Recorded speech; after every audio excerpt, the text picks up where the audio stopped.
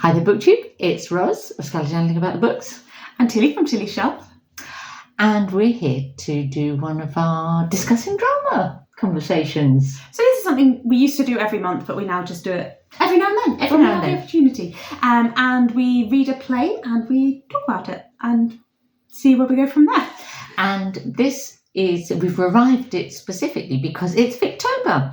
And we decided to read for the fourth Victober running, a Victorian play by a Victorian playwright, and this year we've read one by George Bernard Shaw and called Mrs. Warren's Profession, and we specifically chose that play because it's interesting it fits with two of this year's Victober prompts. Yes, for me the biggest prompt that it's meeting for me is the new woman prompt.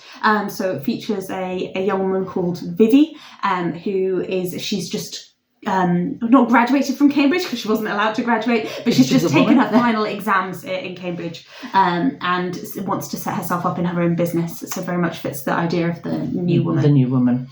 And but it also fits the my prompt about class because it's very much thinking about class as well, and the new woman ideas are sort of very tied up with and sort of social barriers and social professions and distinctions. Absolutely, yes, absolutely. And it's a very good choice for us as well because it reflects on the play that we read last year, which was The Second Mrs. Tanqueray, which also deals with a certain profession. And apparently Bernard Shaw went to see The Second Mrs. Tanqueray, and he felt that it wasn't a very good representation of the sort of experiences or the realities of prostitution, and it was perhaps a simplistic idea. So he decided to write his own version. Yeah, because Shaw was an explicitly political thinker, and he was very involved in sort of early socialism in the UK and the founding of sort of the Fabian Society, and writing and editing essays about socialism. He was Irish, kind of lower middle class background, and then his kind of got involved. His mother got involved with someone who was involved in the Irish theatre, and then they to London, and Mrs. Warren's Profession is one of the first plays that he wrote. Although he'd been working as a writer for a while, somewhat unsuccessfully. So not entirely. Yes, exactly. And then he wrote 3 plays in the early 1890s. He was quite influenced by having seen Ibsen performed. The Doll's House, sort of very end of the 1880s, and apparently also a lover of Chekhov and the idea of plays about people interacting the way that people do. Yes, if that makes sense. And apparently underwhelmed by his contemporary Victorian playwrights that he felt were perhaps a bit hypocritical. So he wrote 2 plays in 1892 and one in 1893. Widows' Houses, which was about exposing slum landlords, The Philanderer, about sort of marriage contracts, and Mrs. Warren's Profession, which is the one we read in 1893. And they were published together in 1898 in a collection called Plays Unpleasant. And he said he called the collection Plays Unpleasant because they were plays that were about making the audience face up to sort of unpleasant aspects of society and modern life. And all 3 plays have a new woman figure in the play. That's interesting. I didn't know that they all they all dealt do. with that being And interestingly, this play was censored, unlike The Second Mrs. Tanqueray, which somehow snuck through, possibly because the way that the woman character is handled, she kind of gets what the Victorian society might have thought was her just desserts, whereas the character in this does not. This was censored and wasn't performed until 1902, so just outside of the Victorian era. And when it was performed in 1902, it was technically a private performance in a private members club. It didn't get a public performance until 1925. Wow. It was performed in New York in 1905, and the first performance was stopped by the police. They came storming in and arrested the actors and so on.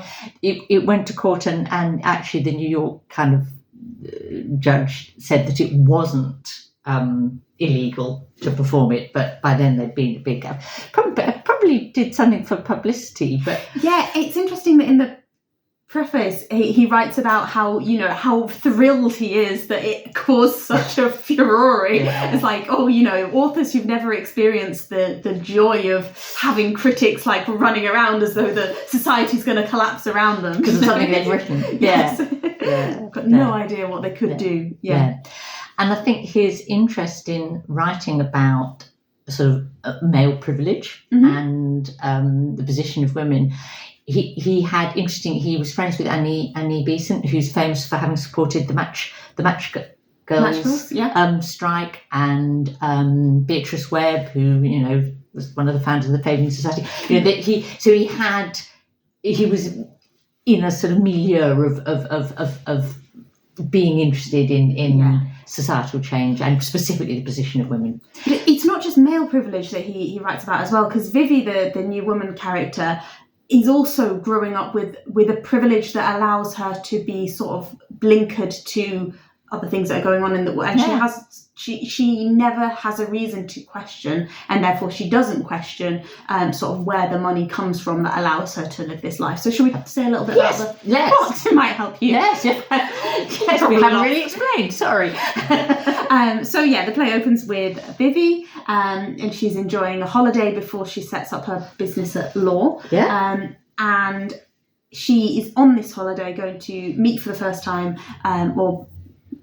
she doesn't know her mother well, but her mother's going to come and spend some time with her. Yeah, she's been sort of sent away to school from an early age, and she's only ever seen her mother sort of briefly in the holidays. So she's met her at intervals, but never really known her as properly, or known her as an adult. Although very much supported by her. But she knows there's some kind of sort of mystery, or her mother's got a bit of a past. Yes, but she doesn't much about it. Yeah, much about it. And she's staying in this little cottage in Surrey, and she's made friends with a slightly rakish young man who's the local rector's, you know, local vicar's son. Yeah. And a friend of her mother's arrives, and then her mother and her mother's friend and business partner, who's a kind of more upper class sort of chap. Yeah. And she basically finds out where her mother's money comes from. Yeah. And I suppose it's a bit of a spoiler warning if you're concerned for that. Just maybe skip the next sort of minute or so. But she finds out in one act that her mother was a prostitute. Yes. And her mother shares this kind of emotional story of growing up in poverty close to destitution, and then being persuaded that prostitution was a road out of that, and how she took that opportunity and, you know, describes it as sort of an economic decision and a business plan, and it was part of the kind of the ongoing Victorian question of, is prostitution a moral fault, or is it an economic due to economic pressures? And they couldn't really make their minds up. But the bigger impact comes in a later act, when we find out that it's not something that she did just when she was poverty stricken. It's actually something that she's still involved in now, in the position of a brothel manager or a madam. So Vivi is shocked at her mother's sort of behaviour, but, you know, Mrs. Warren successfully justifies herself to Vivi about you know, turning to prostitution, and I'll just say so Mrs. Warren says to her, the only way for a woman to provide for herself decently is for her to be good to some man that can afford to be good to her. And as she points out, it really, you know, whether you're making an advantageous marriage or, you know, selling yourself for a few minutes, a few hours, that it's the same thing. Yeah, she says sort of like the highest women in society would say the same thing, they just say it in a different way. And, you know, they're all trying to get their daughters married for money. It's just, and have that opportunity. So, and she compares herself to other members of her family who, you know, went to work in a factory and died young, or died of lead poisoning. You know, the kind of hurdles that were present for. So, you know, there were other jobs, you know, and she takes a job as a scullery maid and then as a barmaid, you know, and it's just working And points out that she was 14-hour days treated for a much pittance. worse, and had treated much worse and possibly more at risk in those jobs. And that for her,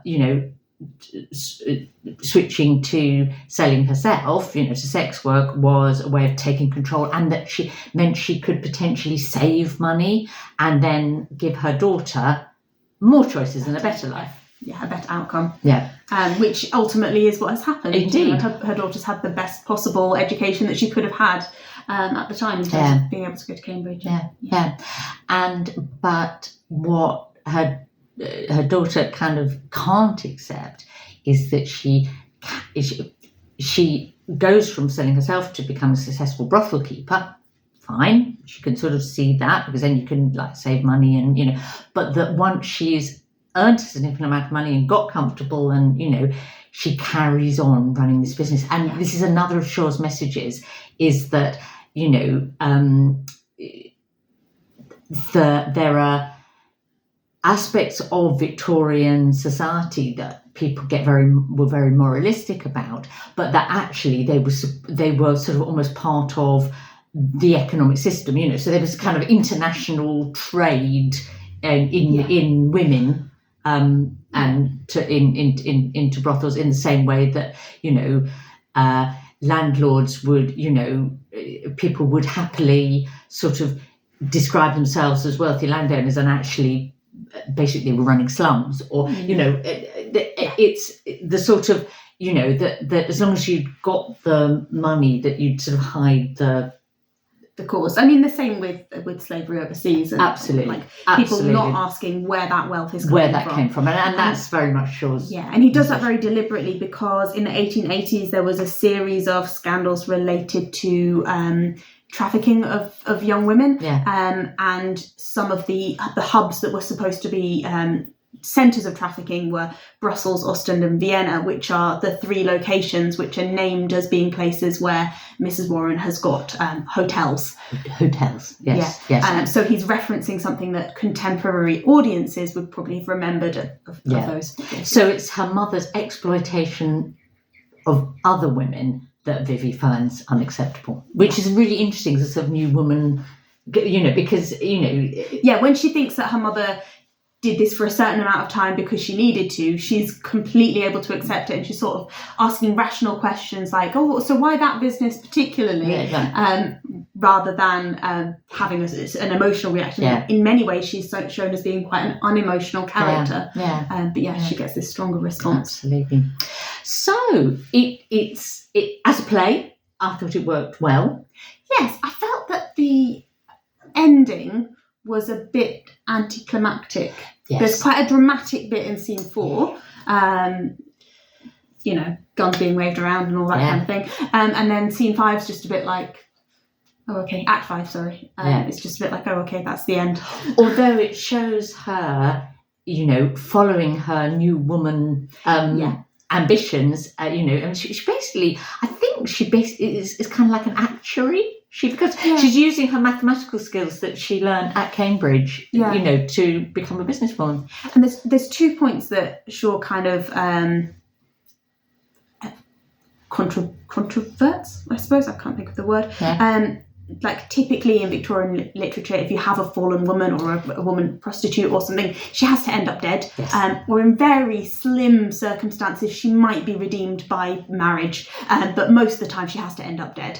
And a lot of the time, if you have a new woman, she ends up married. And in this play, the prostitute doesn't end up dead. She ends up very prosperous, unhappy but prosperous, and the new woman ends up committing to saying, I'm not going to marry. For now, I'm going into business and I'm going to succeed in a partnership with another woman as well. Yes, her business partner is another woman. And not getting married. So I would say it's a very progressive play, but it's also great dialogue. It's got some really funny moments. Really good moments, and some funny moments, and some real developed characters, and some moments of sort of high drama. Yeah. I suppose, a revelation. You know, the things you want in a play. You know, it's like Yeah, and all of the characters kind of serve a purpose, in that you've got one character he's only interested in art and romance, and he's just naive to the world that he lives in and unable to sort of understand either of the women as like complex individuals. And then you've obviously got the business partner who is what I suppose the real baddie of the play, because he doesn't have the excuse of having been initially motivated by poverty. There was no necessity. He just you know, saw a profitable business. And invests in brothels because that's really profitable. And he'd quite like to marry Vivi. Yes. And the young, slightly rakish young vicar, he would have been happy to marry Vivi to profit, you know, because he wanted to marry her for money, as well as marry her for money, absolutely. And but he's equally happy to flirt with her mother. And his father, the vicar, turns out to be an old client of her mother. So you know, complex. It's a little web between them. So would we recommend people to read it? I would. I would. Yeah. It's short and interesting and revealing about Victorian society and Victorian attitudes and how they were starting to change in the 1890s. Yeah. Fantastic. I'm very glad that we read it. Yeah. And yes, anything else you desperately wanted to say before we close? Not really. Just as a little mention, he had tried to write a similar play about a man called Cashel Byron's Profession, which was about an illegal boxer trying to win a respectable wife in his early days as a writer. So I find it quite interesting that he kind of flipped that on its head and obviously was able to go a lot deeper. And I suppose the other thing to say about Shaw, for those that aren't so familiar with his writings, that these three plays were not enormously successful, but he moved on to become a hugely successful playwright. One of the greats of British. Yes, you know, at the time he was probably the leading playwright in English. You know, he actually got the Nobel Prize for Literature in 1925 in recognition of that. So you know, there are other Shaw plays that were more successful and perhaps are better known and that you might want to read, but they're not necessarily Victorian, and this is totally works for the sort of new woman sort of prompt. So happy Victober, anyone. But the one thing we wanted to ask was, we realised, because we realised that this is our fourth year of reading Victorian play for Victober. So we've done an Oscar Wilde with Bernard Shaw. We've done a Pinero, that was the Mrs. Tanqueray. And the brilliantly, wonderfully funny Charlie's Aunt. Yes, of course. From Brazil, where the nuts come from. So, you know, 4 delightful and contrasting plays. But what do you notice about them? They're all written by men. And we couldn't find as yet any plays that inspired us that were written by women in the Victorian era. So please recommend us some. And we'll do it next Victober, if not before.